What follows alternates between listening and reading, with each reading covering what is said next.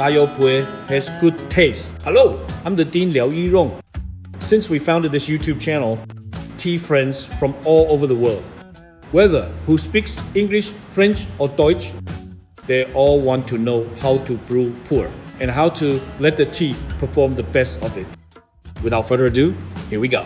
I bet you could be professional after watching this video. To brew Puerh tea well, you should follow 7 steps. 7 steps. 1. Water quality, temperature. 3. Tea set. 4. Tea amount. 5. Steeping time. 6. Environment. 7. Mood. First, we'll talk about water quality. The ancient ones say, water is the mother of tea. Use great water to brew normal tea. Tea will be great. Use normal water to brew great tea. Tea will be normal. Normally, at home, we'll use tap water, which sometimes been filtered to brew tea. It's good standard quality, but the best water is spring water. Through the natural filter of earth and stone, it gets to us. But it's not good to brew tea right away. Better let it rest. Let it precipitate a bit. It'll make the water molecules smoother, and the tea will be sweeter. What should we care more referring water quality? The heating pot. At home, we often use stainless steel pot. It's very efficient in terms of heating. Next, we got this pottery pot. It's better than the previous one because it can cleanse the water more. What's the best? Old iron pot from Japan. It can add ferrous iron Fe2+ to the water, which can enhance our rate of absorbing water molecule. It all depends on your accessibility. Number 2, temperature. Which temperature you should choose depends on what kind of tea you're brewing. Brewing raw puerh, ripe puerh, or old puerh are different. Brewing ripe ones, the hotter the better. Raw ones, especially tea within 2 to 3 years old, decrease the temperature a little bit. Old ones, raw or ripe, also the hotter the better. That way, it'll perform what it got inside.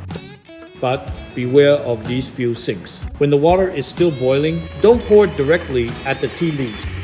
With that high temperature and vibrating water molecule, the tea leaves will be frightened, one stable flavor. So remember, let the boiling water rest for a bit. Secondly, don't boil the water over and over again. It'll ruin the water quality. Thirdly, when brewing raw puerh, sometimes it's hard to manipulate the temperature. What we can do is let it rest for 30 seconds after boiling. Then pour to another empty kettle. That way, you can get a roughly 9 to 95 degrees Celsius water. Another way is that you can lift up the pot using this 15-20 centimeters air gap to cool it down. Number 3 will be the tea sets we're using. Normally, I'll recommend everybody, if you're brewing unfamiliar tea, raw or ripe, you can use Gaiwan because it's easy for you to observe the tea leaves. But remember to open the lid after pouring. Next, when you know better about the tea you're brewing, raw, ripe, old, then you can use purple pots. Before using purple pots, you have to consider how many people you're serving, what kind of purple pots you're using. For example, pot's thickness. When brewing old puerh, it doesn't matter that much. But low ones, try to find thin wall pot.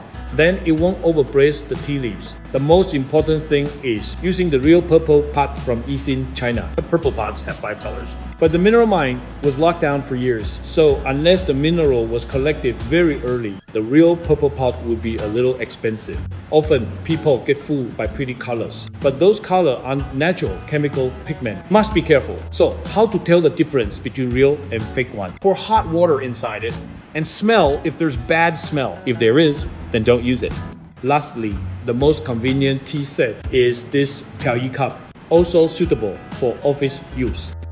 To conclude, for tasting purpose, use purple pot because it can gather more flavor. For testing purpose, use Gaiwan. For reception at home or office, use Puerh cup. These 3 options are your choices. Number 4 will be the tea amount. The most common reason why people brew puerh badly is lacking the control of tea amount. Standardly, we'll use 5 grams for starters. But how to make sure it's 5 grams? I'll recommend you buying this pocket scale. really cheap and efficient. You'll never be wrong about measuring tea amounts. If you can't have one, it's still okay. Start with a little bit to brew, then add more till it gets bold flavor. Never try to put the tea leaves as many as we will put when brewing oolong. So if the flavor gets too intense, oftentimes you put too much amount. Slowly test it out. Every tea has its perfect amount. I believe you can figure it out. For your information, approximately 2 to 3 people need 5 grams. Add 1 to 2 grams for an extra person. Brew more to feel more. All teas will perform their best because of your experience. Number 5 will be the steeping time. Why do most of the time people fail to brew tea well? Because they're lacking the ability to control steeping time. Short steeping time leads to shallow flavor. Long steeping time leads to bitter taste. Then how to brew it well? Here are some tips. When using purple pot, we can pour hot water over it after closing the lid. Besides additional heat on it, this move can also tell us the tea is ready when external water evaporates. Next, ripe tea is easier to brew because no matter how you brew it, it'll be good. So does old Puerh, as long as you're using hot water. But pay attention to this when brewing raw Puerh, especially young ones. Besides lowering the water temperature, you can also shorten the steeping time.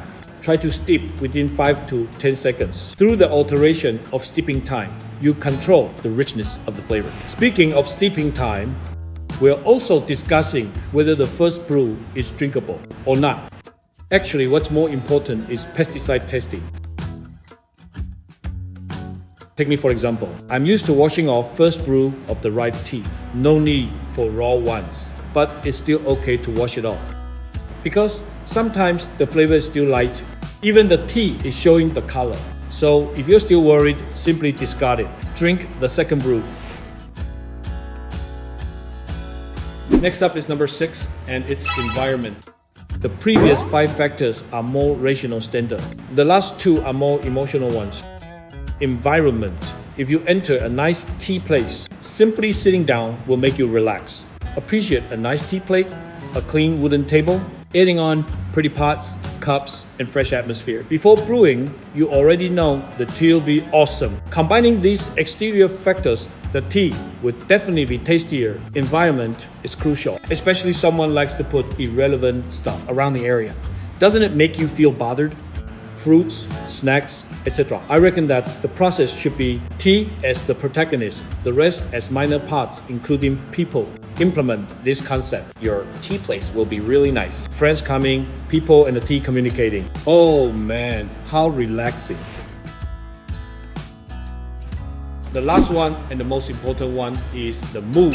If you're investing stocks, yours keeps rising, others keep shedding, even water tastes amazing. Furthermore, your tea guests only come to you for debating or fighting. It'll definitely ruin your mood for tasting, right? So the mood during the tea ceremony is crucial. Make sure to get it right by all means. A flower design or a nice incense maybe. Prepare yourself the last to have tea before brewing. In that case, all teas are delicious. I believe good water quality, adequate water temperature, appropriate tea sets, proper tea amount, enough steeping time with perfect environment and mood. Anyone can brew the best tasting tea. See you next time.